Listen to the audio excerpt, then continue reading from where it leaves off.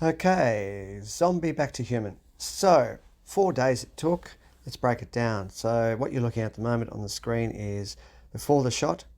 Now, you're also looking at nightly recharge. So, before I was just giving you data on the ANS, the autonomic nervous system.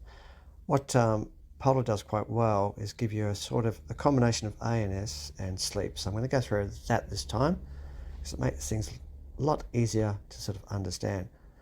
So on the day before the shot or day of the shot, I was in a good nightly recharge situation. So my autonomic nervous system and sleep was excellent. Next day after the shot, boom, rubbish. Worst ever. So Polar calls that very poor. I call it rubbish. Next day, which is day 2, after the shot, I've gone up 1 bar. If we look at the data down here, it's -10 on the ANS and 36 negative on sleep. It's gone 57 on sleep and -10 still on nightly recharge. So, yep, was that represented by how I felt? You betcha, felt like shit. So, days 3 and 4, let's have a look at them.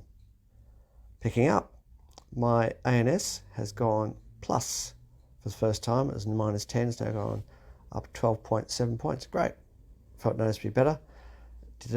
Also did light training. Sleep about the same. It was 57 the day before, 50. Let's look at the final day. Good. So I'm back to pretty much where I started from on the 4th day. My ANS is still slightly low, but that varies. But it's still green. That's the important thing, which means it's still within the normal range. My sleep is actually quite good. It's gone to 66. Normally, I have a usual of 60. So you can see there, I'll just brush through them quickly again.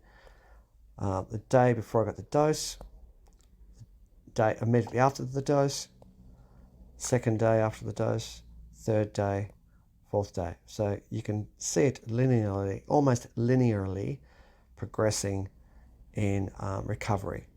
And that's basically what nightly recharge on the Polar means. It's all about recovery.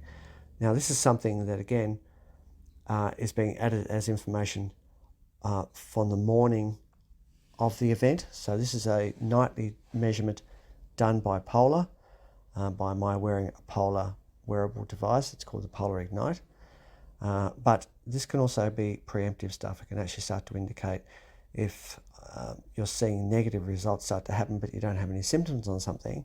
So maybe you're getting a result in the morning that says very poor, but your symptoms, you really don't feel any symptoms, you feel okay.